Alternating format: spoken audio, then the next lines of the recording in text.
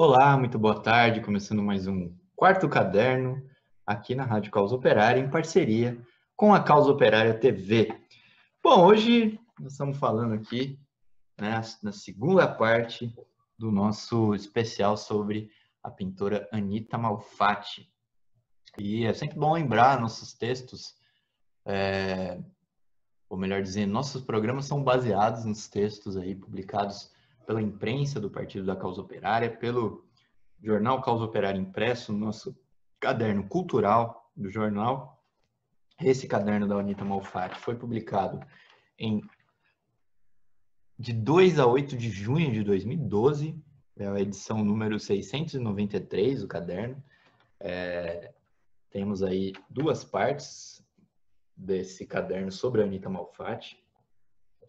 E o nosso programa é baseado nesses textos e também em textos publicados em outras publicações do Partido da Causa Operária. Bom, no primeiro episódio aqui sobre a Anita Malfatti, nós vimos aí o desenvolvimento da pintora aqui no Brasil, a influência da família para sua decisão de se tornar uma artista e sua viagem para a Alemanha, onde ela tem contato aí com pintores da vanguarda na Alemanha e, em particular, seu encontro com o pintor Lovis Corinth. E é a partir daqui que nós começamos a nossa segunda parte do quarto caderno especial Anita Malfatti. Bom, é na nova fase da vida de Lovis Corinth que Anita Malfatti conhece esse pintor e torna-se sua aluna no grande ateliê que ele havia organizado para dar aulas. Além de pintor de talento, autor de uma obra de grande poder emocional, Corinth era um tipo temperamental e enérgico, cujas crises nervosas e paixão pela arte deixariam na jovem pintora marcas profundas. Ele e Anita tiveram sempre uma excelente relação e foram meses prolíficos os que ela passou ao lado do pintor. Foi quando começou a verdadeira formação expressionista de Anita Malfatti. Anos mais tarde, ela relataria, abre aspas, eu ouvia assombrada as preleções críticas do grande mestre. Estudava o alemão para não perder uma palavra que fosse do que ele dizia. Tudo para mim era novidade. Pensava ouvir um profeta, tão grande a impressão que me davam as suas palavras. Fazia, às vezes, cenas de alta tragédia quando não lhe agradavam os trabalhos. Enfurecia-se repentinamente e nós todos tremíamos de medo. Fecha aspas. Além de Corinth, Anita teve ainda um terceiro mestre importante nessa estadia na Alemanha, o pintor Ernst Bischoff Kuhlmann.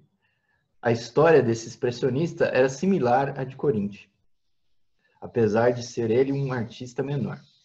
Pintor mais velho, Bischoff Kuhlmann chegou à maturidade vinculado ao impressionismo alemão.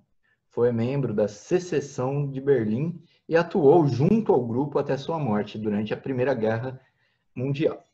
Entre sua obra emocional destacavam-se principalmente suas paisagens marinhas tempestuosas, retratos da costa da Prússia Oriental. E Anita, posteriormente, diferenciaria a contribuição dada por cada um de seus 3 professores alemães, abre aspas. Meus 2 professores, artistas, Fritz Burger e Lovis Corinth, foram professores de arte, mas não de pintura ou de técnica, que Corinth desprezava porque, dizia ele, a preocupação da técnica destrói a inspiração. Meu grande professor da técnica de pintura, não de arte, foi Bischoff Kuhlmann. Fecha aspas. Durante esses anos de aprendizado com Corinth, Anita, a cada novo passo, fazia novas descobertas que se refletiriam em transformações em sua pintura. Nas férias de verão de 1912, ela e as irmãs Schauders viajaram para as montanhas de Harz, em Treserburg, local que atraía muitos artistas naquela época do ano. Meses mais tarde, elas estavam em Colônia, onde, seguindo uma recomendação de Corinth, foram visitar a quarta Sonderbund, o principal evento organizado pelos artistas modernos alemães, que teve grande importância para Anitta. Ali ela pôde ver pela primeira vez as obras de importantes expoentes do modernismo europeu e das figuras que os influenciaram, como Vincent van Gogh e Edvard Munch, pintores cujas obras ela desconhecia até então. Mais do que isso, na Sonderbund havia um recorte do que de mais avançado estava sendo produzido na Europa. Além das obras dos importantes Gauguin, Maurice Denis, Bonnard, Vuillard e Maillol, havia também quadros de Matisse e os fauvistas, Picasso, Braque e os demais cubistas, Mondrian, Rodin e vários trabalhos de expressionistas germânicos de Haeckel, Kirchner, Jan Thorn Pricker, Egon Schiele e Kokoschka, entre outros.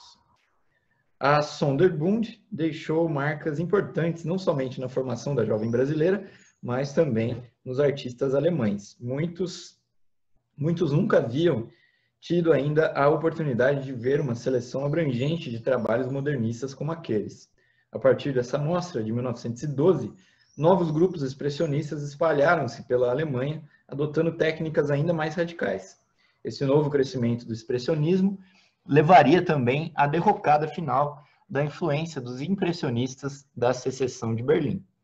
O grupo, nesse ano, racha ao meio, com a ala mais radical formando a Livre Secessão de Berlim, de orientação majoritariamente expressionista, enquanto que o outro grupo, liderado por Corinth, fica isolado, vindo a dissolver-se no ano seguinte.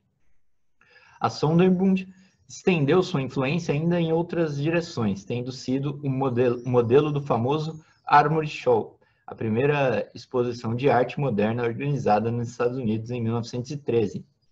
Segundo Anitta reconheceria mais tarde, a Sonderbund respondeu muitas de suas dúvidas sobre o desenvolvimento da pintura moderna e sobre o sentido de sua própria pintura. Segundo ela, foi o fim de minhas reservas. Estava feliz. Anitta Malfatti foi, portanto, apresentada definitivamente à pintura de vanguarda na Sonderbund. Apesar disso, a evolução da pintura, no sentido do modernismo, ocorreu de forma lenta e gradual.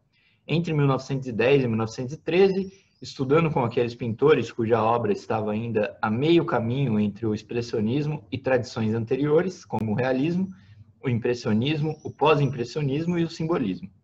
Anitta pintava à maneira deles, executando telas com pinceladas rápidas, curtas, expressivas, com jogos de luzes dramáticos, mas ainda ligados à tradição da pintura descritiva, sem grande ousadia no desenho ou no uso das cores. Poucos trabalhos restaram dessa fase da pintura de Malfatti, mas 2 quadros revelam as fases de evolução da obra dela nesse momento. Em 1911 é o quadro Menino Napolitano, que mostra um retrato com cores mais claras e uma aplicação espontânea das cores, com sombras de diferentes colorações e o uso da técnica de visionista. É um trabalho que corresponde aos anos de aprendizado com Fritz Burger.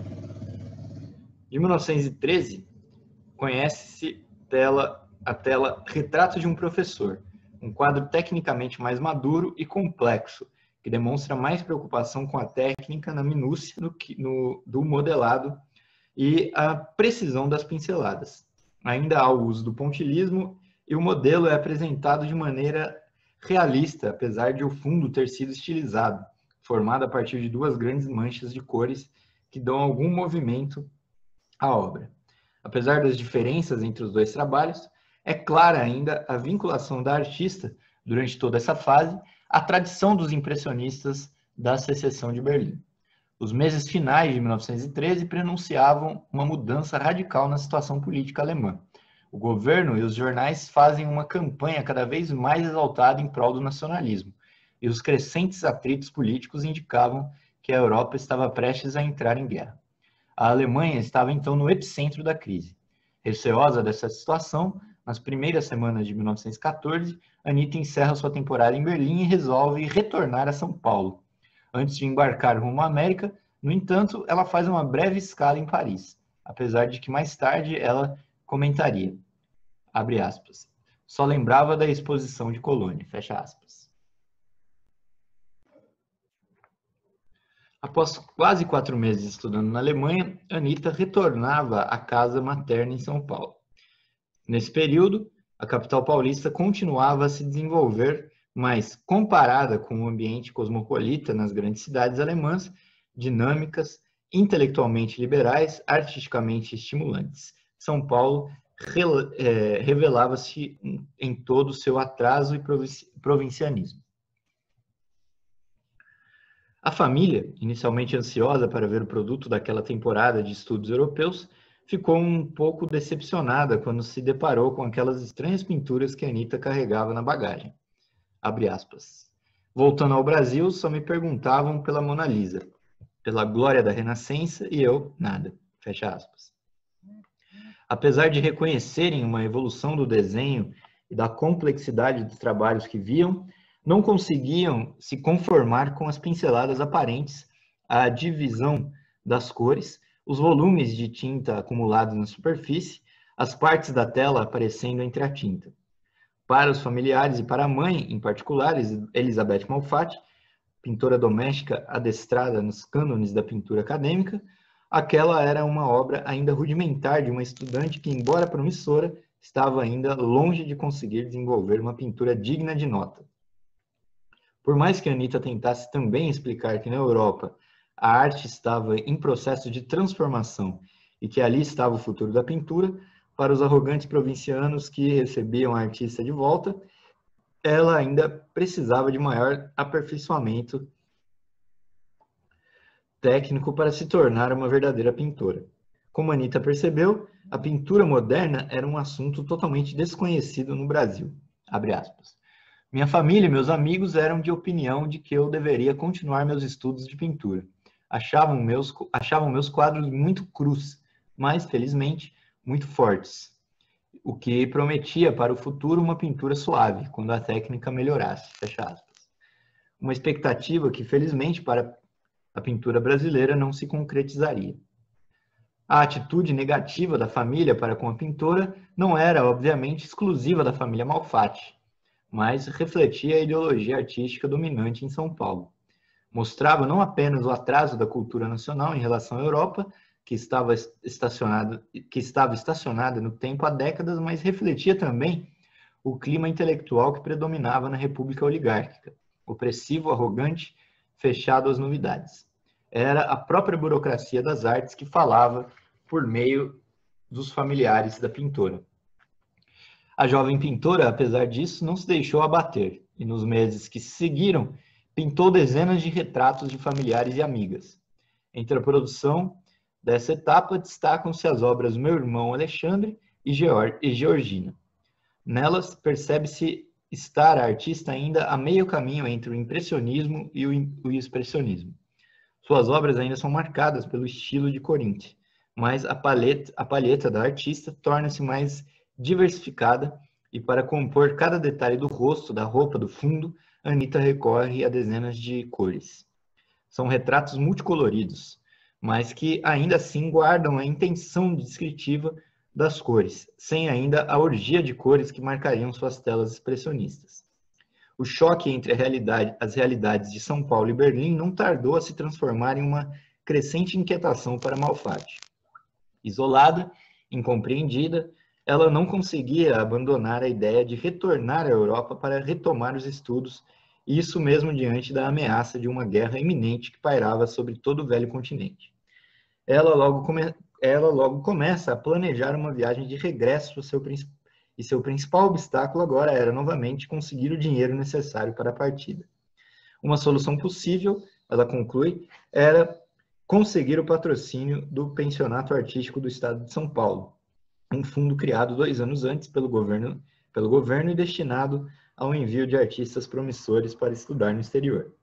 É com isso em mente que ela resolve organizar a primeira exposição de seus quadros, já em maio de 1914. O principal responsável pela aprovação do benefício era o senador José de Freitas Vale, um dos patronos das artes paulistas e principal idealizador do projeto do pensionato. O plano da pintora era que o senador comparecesse na mostra e, confiante no talento da moça, lhe concedesse o pensionato.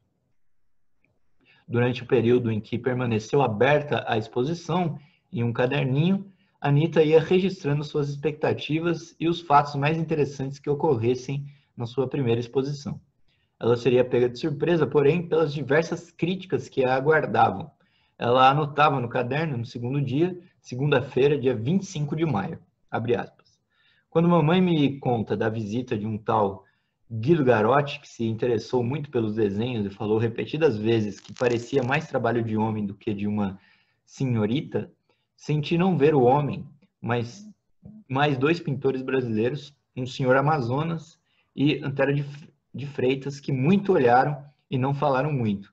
Mas hoje, 26, soubemos que ele disse que se via em tudo a mão de um muito hábil professor e que meu trabalho nunca foi meu, pois em tudo se via a força. Perdão. Se via a força do homem. Foi o maior cumprimento que me foi feito. Fecha aspas. Daí se vê a recepção sepulcral que tiveram as obras de Anita. No dia 26, ela registrava animada. Abre aspas. Bibi apareceu e me trouxe um exemplar do Correio Paulistano com uma crítica bem boazinha. Fiquei bem contente, pois não havia meios desses diabos de repórteres de mencionar minha exposição. Fecha aspas. E ainda, tomada de expectativa, abre aspas. Na hora da saída, veio um mocinho por parte de Nestor Pestana, do Estado, se desculpando muito e pedindo a lista dos nomes e disse que Nestor Pestana viria no dia seguinte. Fecha aspas. Mais dois dias mais tarde, ela escrevia, abre aspas, dormi até tarde e levantei com dor de cabeça. O artigo do Estado, em vez de me dar prazer, me encabulou. Se me tivesse sido possível, eu não teria ido à exposição. Nunca estive tão desanimada. Fecha aspas. O artigo do jornal, sem ser agressivo na forma, menosprezava a artista como uma reles estudante. O texto publicado por Nestor Pestana dizia, abre aspas, exposição de estudos de pintura, diz o programa. E ela, de fato, não é mais do que isso. A senhorita Malfatti, muito jovem ainda, tem apenas 2 anos de estudos em Berlim.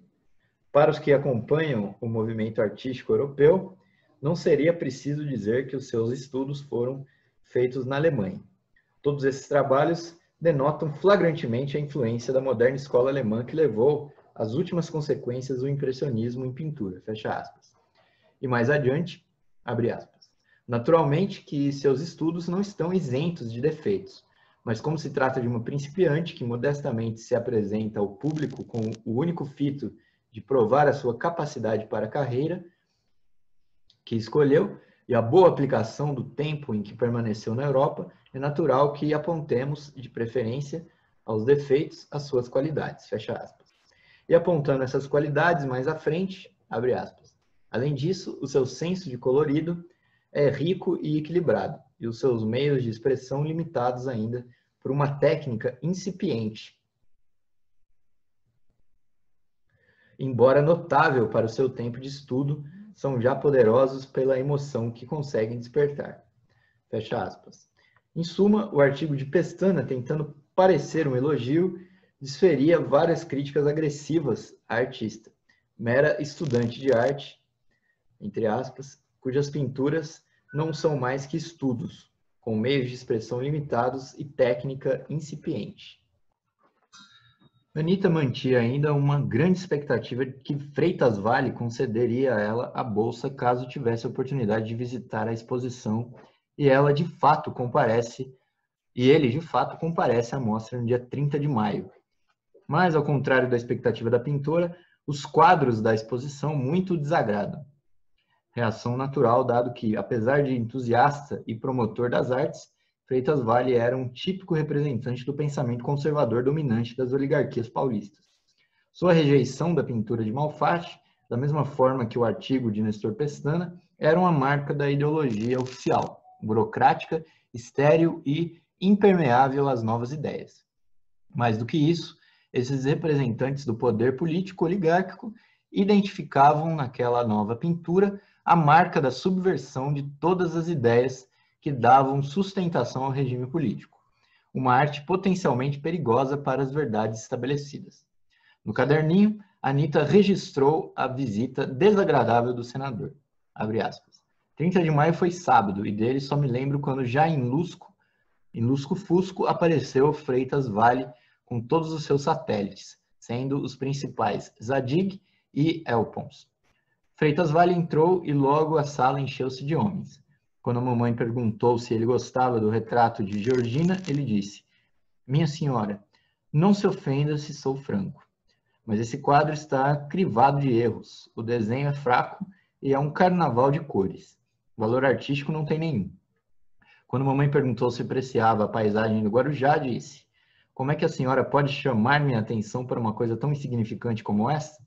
Isso não tem valor nenhum. E eu, como conhecedor, pois há 10 anos que me ocupo disso, posso dar-lhe esta opinião. Achou, como Zadig o dissera no dia antes, o retrato das crianças de Dona Irene esplêndido. Não vejo nada disso. Gostou muitíssimo do retrato de Baby e quando mostramos os nus, ele foi então da opinião de todos, que estavam esplêndidos. Impagável que estes todos de sábado acharam mais fraco no nu foi o dorso e ventre, e é este justamente o que Bischoff achou que estava melhor. Disse realmente que era o que eu tinha feito de melhor na minha vida. O único ponto fraco está no jogo de clavículas, mas isto nenhum deles, com todas as fanfarronadas, foi capaz de descobrir. Que pena tenho desses artistas que dependem de Freitas Vale para seu pão. Adeus, liberdade e franqueza de opiniões. Fecha aspas. Vê-se pelas exclamações arrogantes de Freitas Vale e pelo artigo depreciativo do Estado que tais críticas não eram mais que a opinião de completos ignorantes em arte, procurando se passar por especialistas. As obras de Malfatti presentes nessa mostra eram, na realidade, trabalhos promissores de um artista que, tendo dominado os princípios do impressionismo germânico, se encaminhava para uma pintura mais moderna. Os planos de retornar à Europa por meio do pensionato fracassam com esse parecer negativo do senador. E para piorar a situação, a deflagração da guerra parece acabar também com qualquer outro plano alternativo de estudar em solo europeu. É nesse momento que, para a surpresa de Malfatti, novamente George Krug, tio da pintora, vai em socorro dela e de bom grado se oferece para financiar uma viagem aos Estados Unidos para ela continuar os estudos. A oportunidade não poderia ser melhor, pois, embora os Estados Unidos nem de longe oferecessem as oportunidades de aprendizado que havia na Europa, era a melhor alternativa que existia para ela naqueles tempos de guerra. Desse modo, em meados de 1915, Anita Malfatti embarcava com destino a Nova York. Apesar do enorme atraso dos meios artísticos dos Estados Unidos, o país, diferentemente do Brasil, estava já vivendo um período de assimilação das vanguardas modernistas. O impulso mais importante desse processo dera-se apenas dois anos antes, com a promoção da histórica exposição do Armory Show, que apresentou a pintura moderna ao público e aos artistas norte-americanos. A partir desse momento, iniciou-se entre os círculos mais avançados uma busca frenética pela renovação das artes. Esse movimento já havia se iniciado antes, desde 1908. Alfred Stieglitz expunha em sua pequena galeria, a 291, obras de artistas modernos europeus, de Cézanne a Picasso, de Matisse a Rousseau. Um pequeno grupo de artistas passou a se organizar em torno da 291, que se tornou um dos primeiros núcleos modernistas dos Estados Unidos, ao lado do grupo do influente pintor Robert Henry. Essas contribuições, porém, só puderam frutificar em um movimento amplo de vanguarda nos Estados Unidos após o Armory Show, de 1913.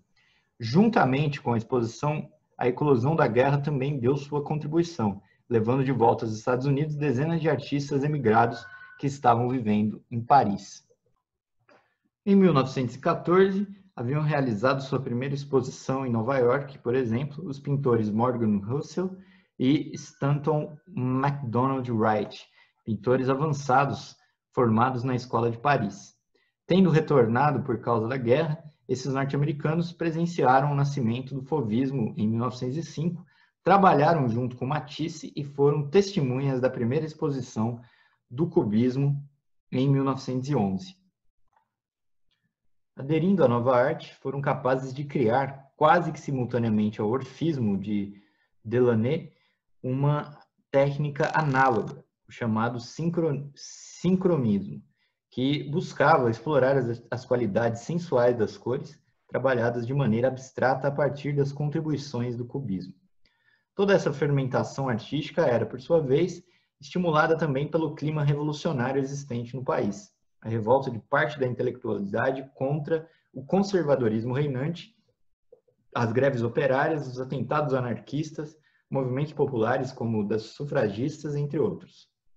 Em 1915, portanto, Nova York era uma capital cultural dinâmica e estimulante, tão jovem e entusiasmada pela arte europeia quanto Anita Malfatti. Logo nas primeiras semanas de 1915, Malfatti já estava em Nova York, matriculada na Art Students League. Antes de conseguir encontrar seu caminho na nova cidade, porém, ela passa por um período de incertezas. A Art Students League, ao contrário da Academia Imperial de Belas Artes de Berlim, não era uma instituição acadêmica convencional. Ela atuava sobre moldes de ensino mais modernos, em que os alunos tinham maior liberdade para definir o tipo de formação técnica e teórica que estavam interessados. Essa maior liberdade no aprendizado atraiu muitos artistas modernos a Arts Students, mas, apesar disso, os professores que atuavam nela eram quase todos ainda representantes da tradição da pintura realista. No intervalo de 3 meses em que estudou ali, Anita Malfatti mudou 3 vezes de professor de desenho, decidindo abandonar o curso e só frequentando ainda as aulas de gravura. Ela relataria sobre essa experiência, abre aspas. Fui aos Estados Unidos, entrei em uma academia para continuar os estudos, e que desilusão. O professor foi ficando com raiva de mim e eu dele, até que um dia a luz brilhou de novo. Um colega me contou em surdina que havia um professor moderno, um grande filósofo incompreendido e que deixava os outros pintar à vontade. Na mesma tarde procuramos o professor, claro. Fecha aspas. O professor era Homer Boss, um discípulo de Robert Henry e membro do grupo pioneiro de artistas modernos norte-americanos. Era também um representante da tradição da pintura realista, mas, após 1913, sua arte começou a apresentar a influência das vanguardas europeias, a partir do Armory Show. Artista reservado e discreto, no período em que Anita estudou com ele, pouco pôde conhecer da pintura de Boss.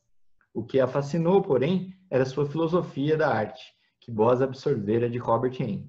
Abre aspas. Aí começa o período maravilhoso de minha vida. Entrei na Independent School of Art de Homer Boss, quase mais filósofo que professor. O maior progresso que fiz na minha vida foi nesta ilha, Manhattan, e nesta época de ambientes muito especiais.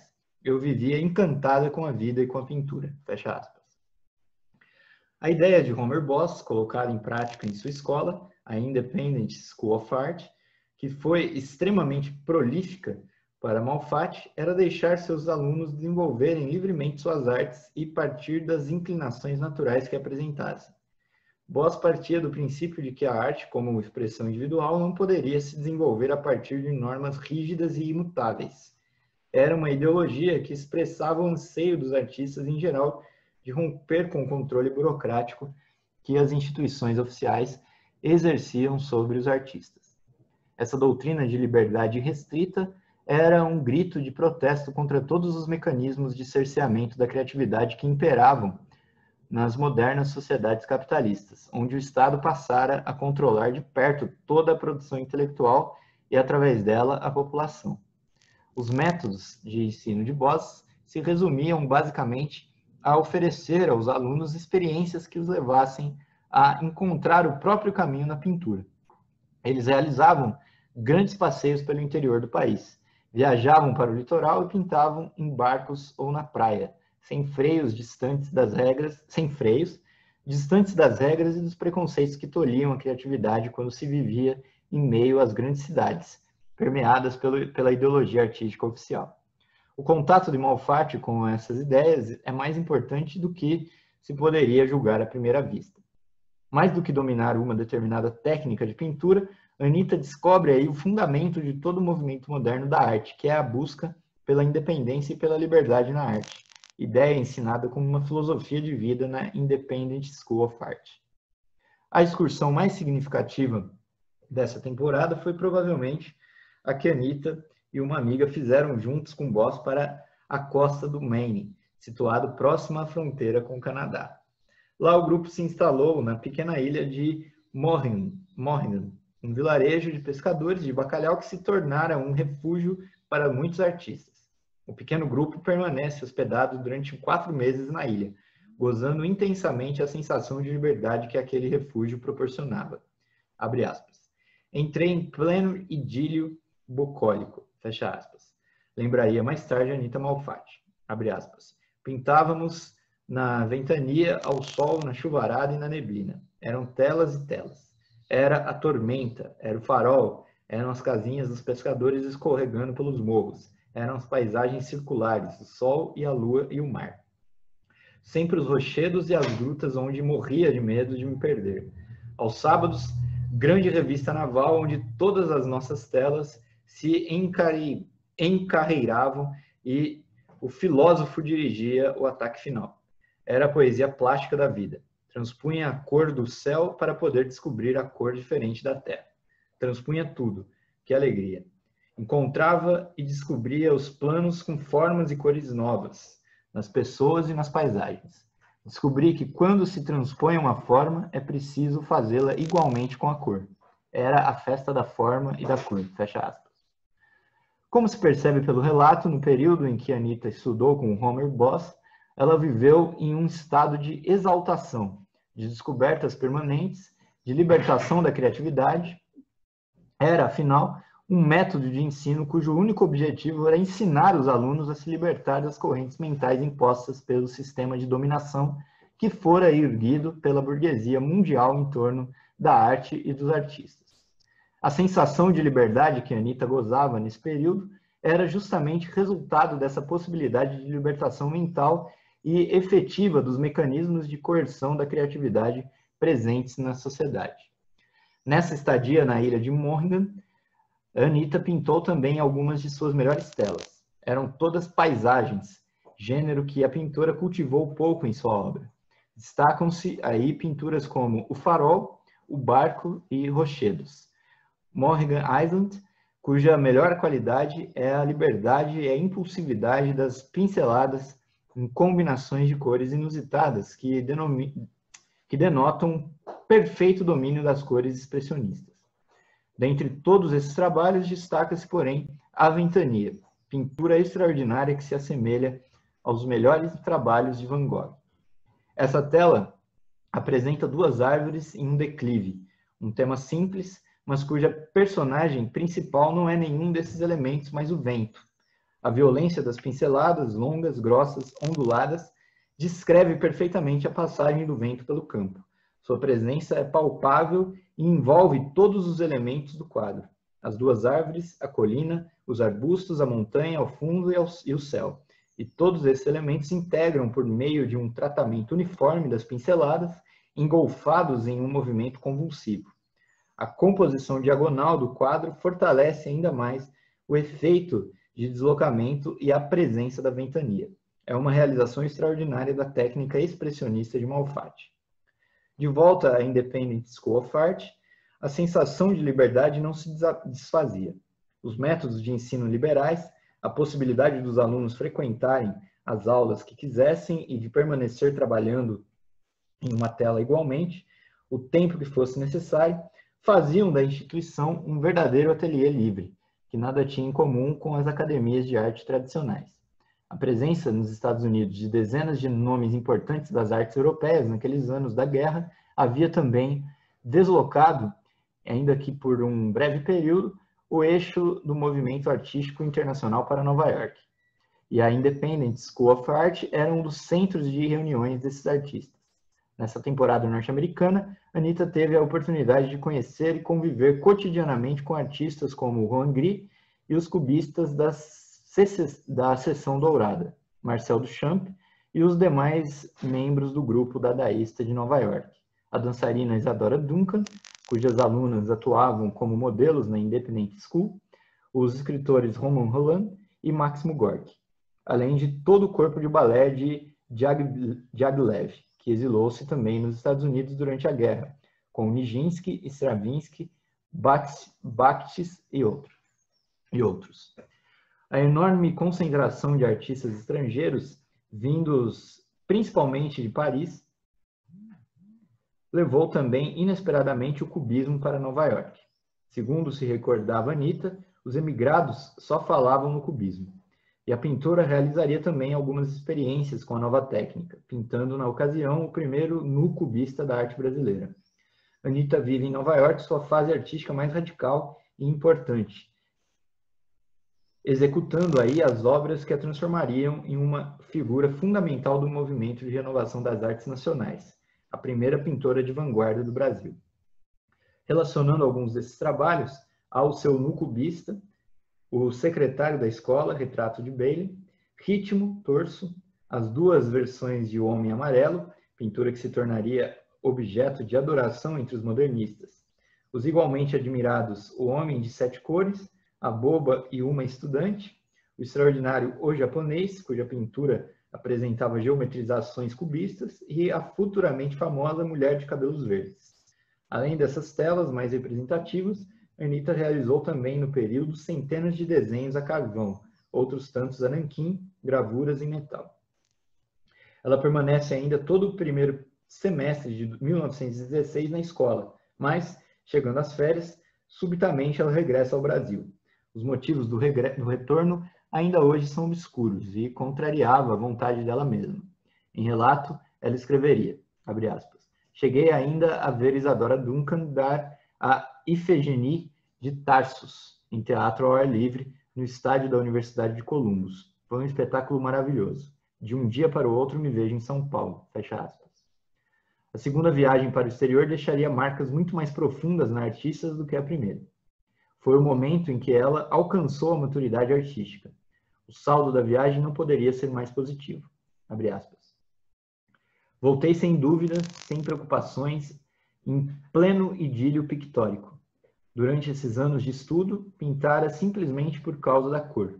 Devo confessar, não fora para iluminar a humanidade, não fora para enfeitar as casas, nem fora para ser artista.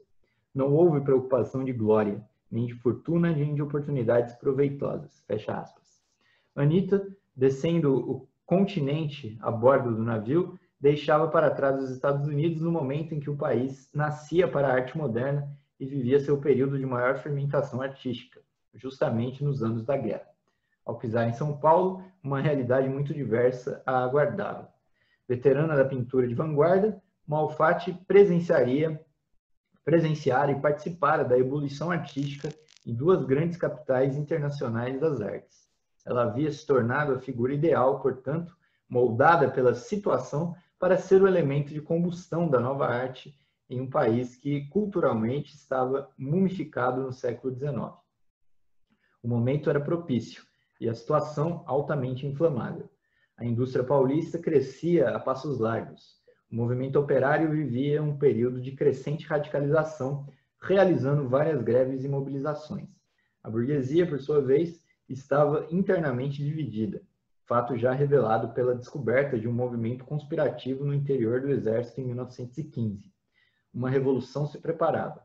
Novos artistas, romancistas, poetas, músicos, escultores e pintores sentiam um impasse e trabalhavam incansavelmente em busca de novas formas artísticas adequadas para a expressão dos novos tempos. Os elementos mais radicais da nova geração tinham a convicção que toda a cultura oficial não passava de um anacronismo e precisava ser derrubada. Era o terreno ideal para a deflagração do incêndio. O ar estava carregado. Era necessária apenas uma faísca para inflamar um movimento modernista no Brasil. Essa foi a segunda parte do nosso quarto caderno sobre a pintora Anita Malfatti, falando da sua formação principalmente nos Estados Unidos, e convido vocês a ouvirem aí o podcast Quarto Caderno, que tratou a primeira parte desse tema da Anita Malfatti, caso vocês não tenham ouvido ainda, E semana que vem a gente traz a terceira parte, já falando sobre a exposição, a polêmica exposição da Anita Malfatti em 1917, que abriu aí o caminho para o modernismo brasileiro. A gente vai ficando por aqui no mais esse quarto caderno. Fiquem ligados na programação da Rádio Causa Operária e da Causa Operária TV. Hoje ainda tem mais programação cultural, tem Uso Ela, conversa sobre cultura, às 19 horas, ao vivo. Muito boa tarde e até mais.